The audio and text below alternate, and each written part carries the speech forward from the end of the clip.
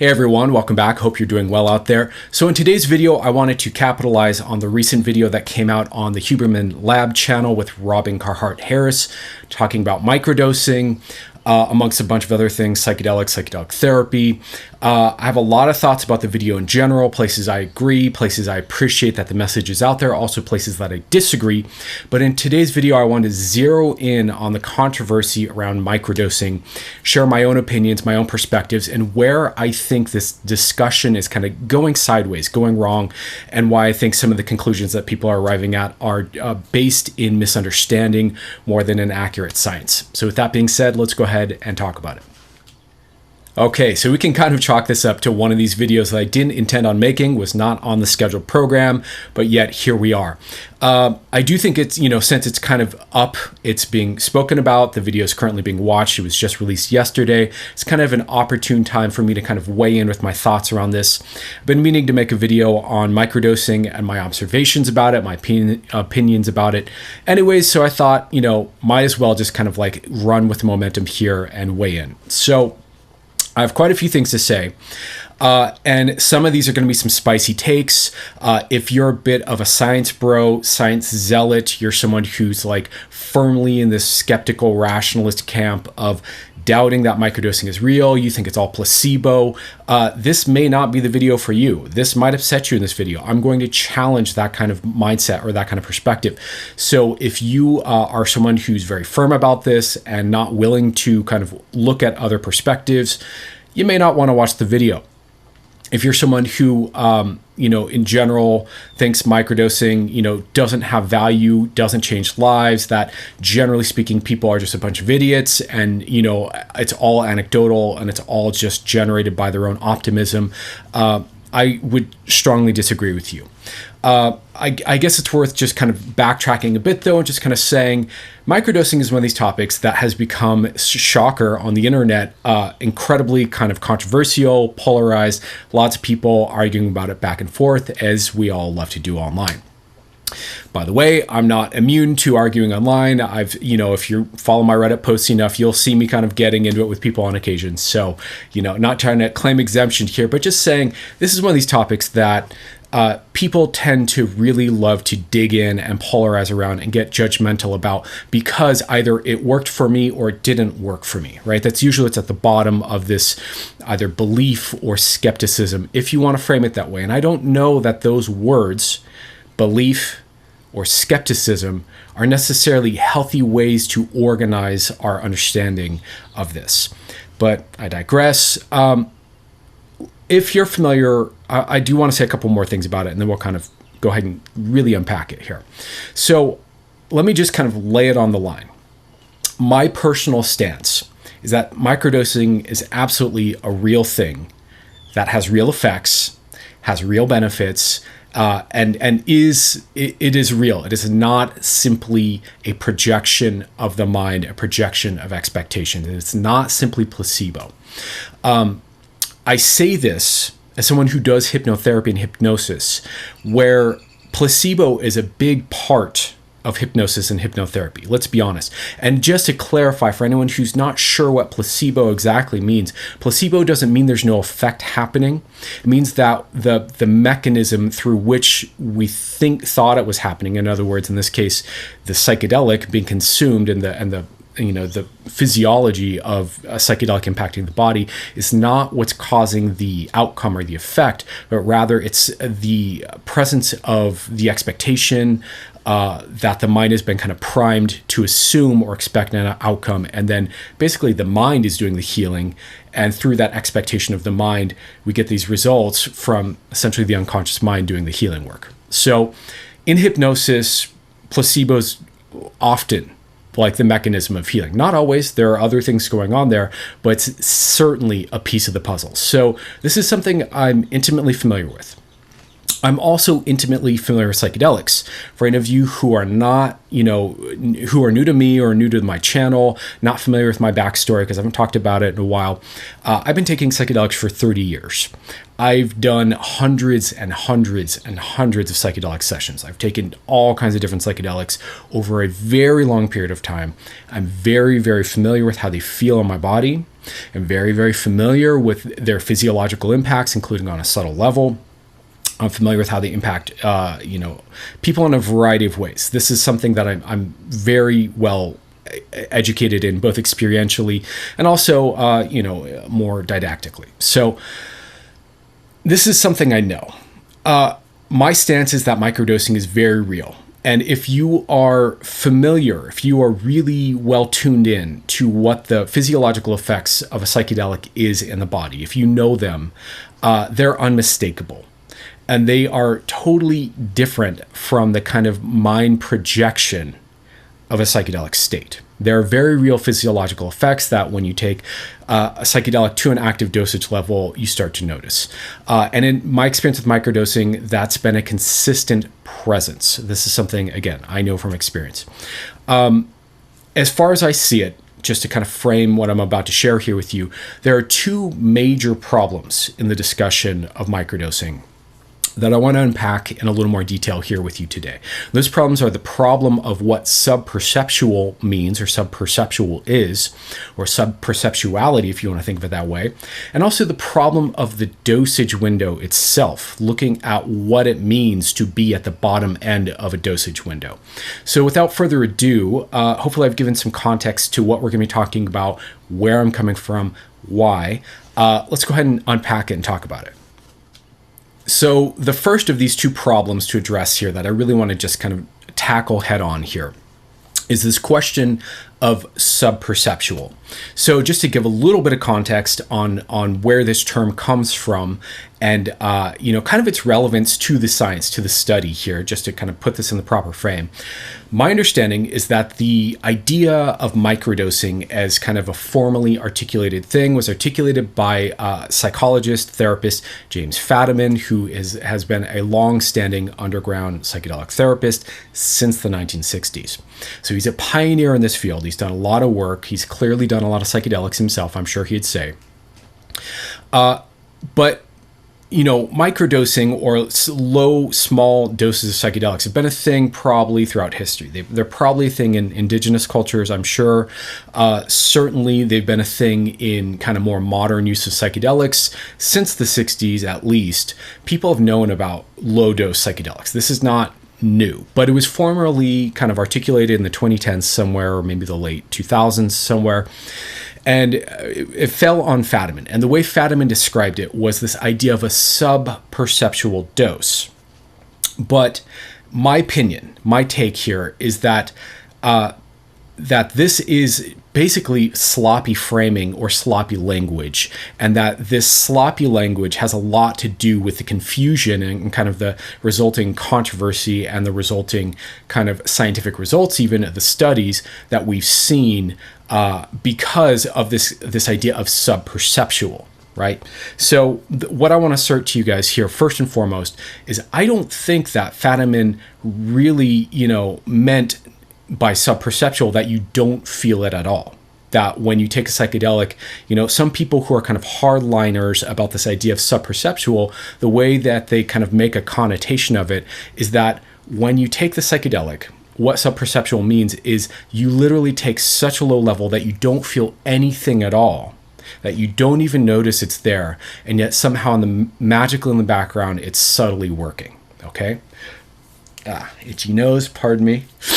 And I don't think that that's what Fadiman meant. I think what Fadiman meant was more like you take such a low dose that you feel it a very little bit, but it's not impacting you in the way a full-blown psychedelic dose is, where you're trippy and you're having tracers and you're kind of dissociated and spaced out, or very internal, and you're kind of like intuitive and you're kind of off on these tangents of thought and all of that. I don't think that that's what he meant. I think what he meant is that when you take it, you do feel it, but you feel it at such a low level. It's more like, what I would think of as maybe a cup of coffee.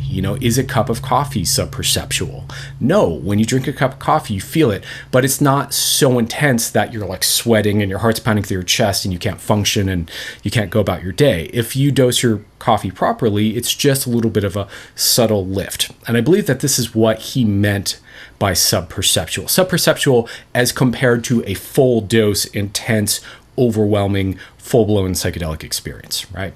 Compared to that, you don't really feel like you're really high, but it's not that you're not feeling anything at all, okay? So this is my kind of thesis. And I would love, Dr. Fadiman, if you're watching and you want to weigh in, I'd love to hear your point of clarification on this, because I don't think anybody's clear on this, but I think this is where a lot of the confusion stems from. Let me see, just going over my notes here. So this is really, I think, at the heart of this confusion and why we're getting some of the, these placebo kind of conclusions from the studies that have been done around microdosing. Hence, Carhart-Harris's recent comments on the Huberman Lab that, essentially there's not enough information. It doesn't look like it's really a thing, right? If all of that is framed inside of this idea of subperceptual, and subperceptual means literally so low of a dose that you don't feel it at all, of course, that doesn't add up. That doesn't make sense. If we're talking about a dose that's low, but you subtly feel it in the way you might, again, a cup of coffee, a cup of tea, something like that, which is when you look at the descriptions of microdosing early on, in the 2010s, where Silicon Valley types are taking it and they're having more productive days and they're more focused and they're more outgoing and gregarious and their mood is up. I don't think you get that by taking a dose that you don't feel at all. You get that by taking a dose that's low enough that you're still totally functional, your cognitive faculties are fully present, you're essentially still yourself, but you're getting just enough of that feeling that you're functioning. So I hope this is clear. This point of confusion really bugs the shit out of me, because I think it's people being too literal with a very sloppily worded concept. To put it bluntly. A couple other problems with subperceptual. Another issue with subperceptual here is that there's this problem of acuity for people at subtle experiences, okay? Now, what do I mean by that? Acuity is our ability to track or be aware of what's happening in our experience, right? How tuned in are we to subtle changes and how our body feels and how our mind is working and how our mood is, right? When we're talking about acuity to really subtle experience in ourselves, there's a wide variety of expression among people, right? I know this as someone who does coaching work and hypnotherapy work with people. Some people come in and they're very sensitively attuned to their body, to their thoughts, to their emotions, to what's happening inside of themselves, to their experience. Other people are so dissociated, so not in touch with their body, not in touch with their thoughts, their emotions, that when I ask them how does their body feel when they think a certain thought, they have no idea. They have no clue. They can't even answer that question. Like the range of acuity is really wide, right? And so when we're talking a microdose, we're talking a very low specific dosage that's supposedly gonna like give you this very low level experience that's subperceptual, whatever the hell that means.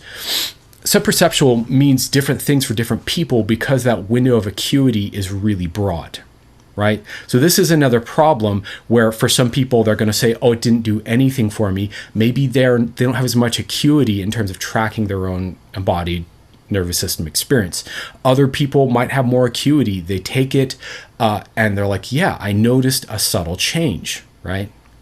Now, I do think this question of placebo and expectation and projection, I think it's a reasonable question to ask. And I do think when we're looking at subtle, subjective experience, the role of expectation and projection does become more significant. So I think it's a fair inquiry, but we have to be honest here that everybody's nervous system is not the same. We don't all function the same.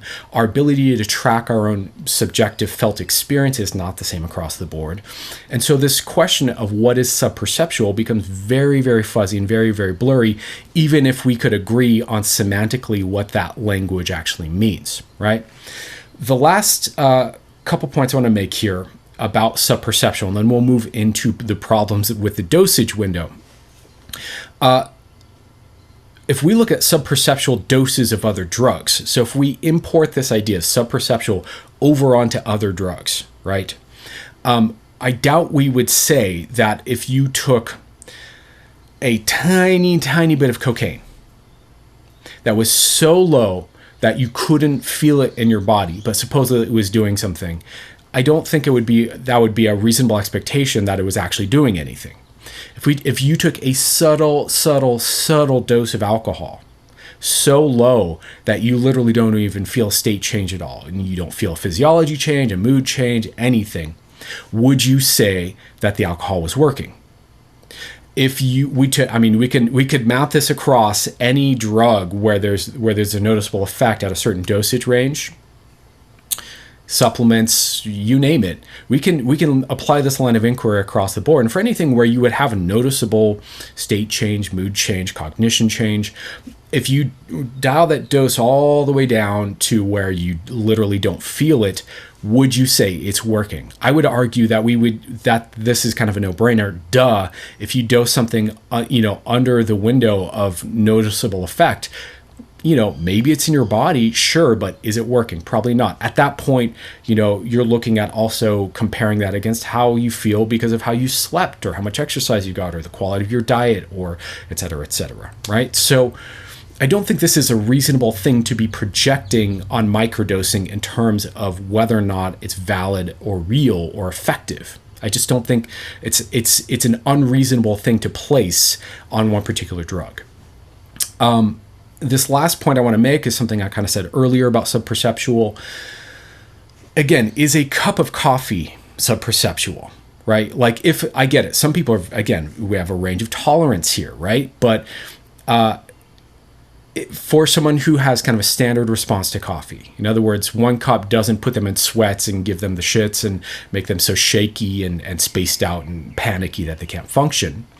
For a normal cup of coffee, when you drink it and it's just getting you to kind of that baseline functioning, is that subperceptual?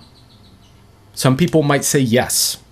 Others might say no. I notice the difference when I drink my first cup of coffee. I definitely feel a little bit of a alertness boost, a little bit of a dopamine boost, a little bit of a decrease in sleepiness, right? So is that subperceptual? This depends. If we're talking 4 cups of coffee, right? For everyone, generally, unless you have a super high tolerance, that's going to be kind of at a level where maybe it's too much, right? Maybe you're overloaded. Maybe it's obvious that you're caffeinated. But when we're talking at these low dosage levels, low dose and subperceptual may not be the same thing. And I really, really think that what Fadiman intended with this language, and this is kind of a problem with therapists in general, that they use very weird, jargony language that is sometimes kind of sloppy, ambiguous, kind of oblique, kind of obtuse and weird, and just not really the cleanest use of description, to be frank. And this is kind of what I think has gone on with this idea of subperceptual. I really think what Fadiman meant was low enough dose that you can kind of notice it, barely feel it, but it's not really dominating your day, your experience with a psychedelic experience. So that's kind of what I have to say about the subperceptual side. Let's move on over to the problem of the dosage window also. Okay, so we also have this problem here of the dosage window, right? Which is a whole other thing. Now, I want to just remind you that as I'm rattling off all these kind of points of mine, that both this idea of what subperceptual means and what the dosage window is massively shapes the outcomes that could be studied, right? If a scientist is studying for subperceptual doses, what the hell does that mean? And if that's the metric, and again, it's a highly subjective metric, or what the dosage window is, or what the bottom of the dosage window is, they're already, really, it's going to be skewed. These are messy metrics to start with, okay? So let's talk about the problem of the dosage window here. So microdosing, by definition, obviously is dosing a psychedelic at the very bottom of the dosage window. This is the whole intended point, right? Is to take a dose at the bottom of the window there, right? What's a dosage window? It's the range of dosage at which you experience or feel or have a physiological response to a drug, right? So let's be clear here. First of all, the dosage window is going to be different for different people. The bottom range there of a minimum effective dose to feel anything at all is going to be different for different people. It might even be different for the same person on different days, right? We're talking about the variability and the subjectivity of our body, of our biology, of our very constantly shape-shifting physiology, right? Now, the bottom of the dosage window is going to be different for different people. Another way of saying this is different people's tolerance levels are going to be different. And there's a lot of different reasons for that. You know, some might be genetic, some might be, again, about ability to track, you know, how loud does something need to be in a person's system before they can even notice it, right? For some people, being very mildly on something doesn't count. It's not until it's really like palpable that they start to register it. So there's this bottom of the dosage window that we're trying to measure for in these studies that is going to be different from person to person. But one of the problems is that in a study, you've got to standardize the dose, right? So you can't tell different people to take, you know, different doses and call that microdosing, right? It's got to be at a certain standardized dose. And for some people, that's going to be under their dosage window where they don't feel anything at all. For some people, that might be a bit over their dosage window and it's maybe slightly high and they're really feeling it. For some people, it's going to be spot on and right at that kind of that subtle level for them. And this is going to vary in conjunction with their ability to track also what's going on in themselves, right? So that bottom of the window and that dosage are going to be different for different people, right? This is one of the problems with trying to measure a low dose experience of anything, really. So, you know, when we're like kind of picking this dosage and trying to track for this, you know, yeah, we're going to see more placebo results. Obviously, because for some people, it's too low of a dose. They're literally not feeling it. And so this is one of the points I want to make. The dose is going to be different for different people to get to the same, if we could quantify a subjective experience as being equal across different people. Again, that's a whole other problem.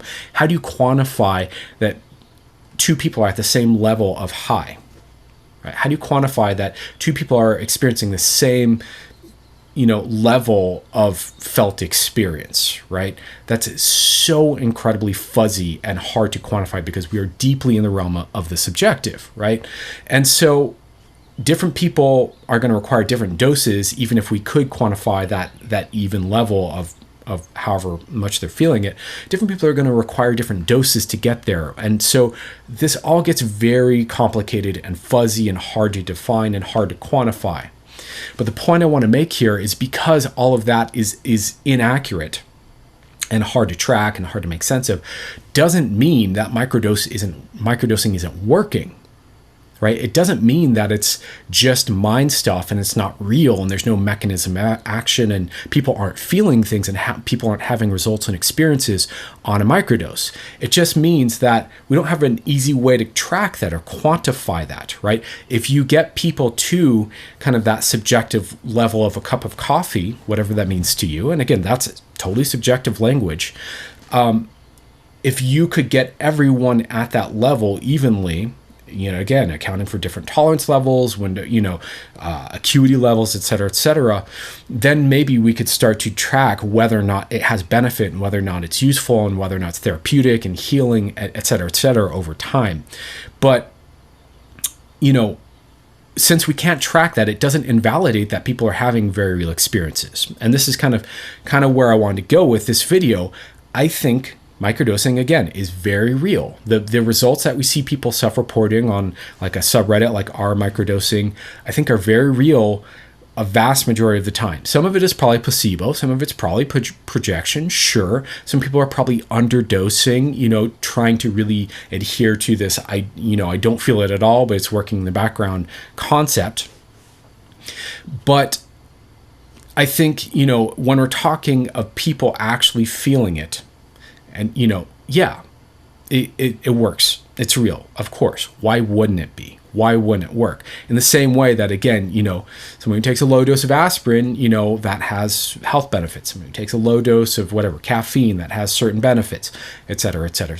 Why wouldn't it? It seems so, quite frankly, irrational and illogical, the way a lot of these kind of rigid science zealots get like, well, look, the outcome said there's nothing against placebo, and they haven't really thought through any of this. I don't see anybody talking about these problems of dosage window or acuity or what subperceptual means online. I just see a bunch of people defending their position without really thinking it through. So yeah, of course, when it's too low, people aren't going to feel it. There's going to be more placebo in the result. If we could get people to an equal place of feeling, I think we would start to get a track on, yeah, this is a real phenomenon. Yeah, there's something here. Yes, this is really happening. So let me go ahead and summarize this a bit. We'll call this video done. Hope you've been enjoying it. So in summary, the thing that kind of drives me nuts about kind of these science bros who just follow the dictates of the findings of what I think are poorly designed studies or not enough study, these kind of hardcore skeptics who maybe underdosed themselves and then said nothing happened, so it's not real. The thing that drives me nuts about all of this is that they're not accounting for a bunch of things that really confuse and muddy and conflate a clear understanding. My assertion, again, as someone who's very familiar with psychedelics, who's done them a lot, who knows exactly how they feel in my body, who quite frankly has a pretty subtle acuity of what's happening in my own physiology most of the time anyways.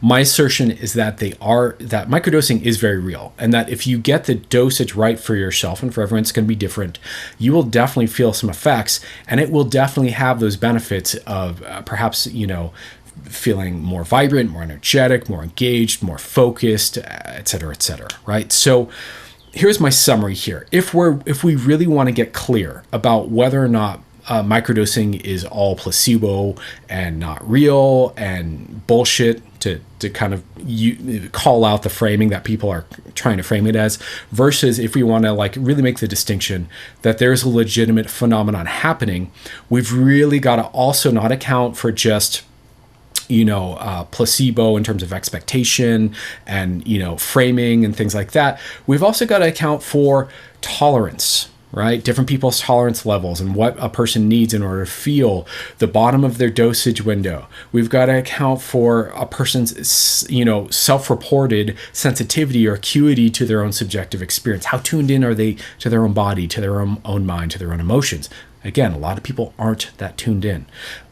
And we've got to really get clear on what subperceptual means. And quite frankly, all due respect to James Fadiman, I'm sure he seems like a lovely, lovely man. I think we should throw out that language altogether. I think that this as a metric is kind of really muddying the waters unnecessarily. And what we should be talking about is something more like a very low dose that you feel. Right? A very low dose, a subtle dose that you can feel at a very low level, but palpably there. I think that's more accurately the target to be looking at than sub-perceptual. That is such fuzzy, blurry, obfuscated language. It screws this whole thing up. So that's kind of my opinion currently on microdosing. I do think it has a lot of value. I do think if you pair it again with the kind of work that I do, in terms of hypnotherapy, change work, transformational therapy of some sort, if you're microdosing and you're going and doing, therapy with a really good therapist who knows about it, it can really, I think, open things up for greater progress, for greater healing. I do think that psychedelics as, high functioning tools in terms of creativity, focus, productivity, mood elevation, I think that's all valid. I think that's all relevant. I think that's all useful. And in my experience, very real. So that's kind of my point. Hope you like the video. Would love to hear your thoughts down below. Leave a comment. Flame me if you must. Thumbs up me if you prefer. Thumbs down me if you prefer. I really don't care. But maybe share the video and let's get a conversation going here. Much love to you all. Thank you for watching. I'll have more content for you soon. Take care.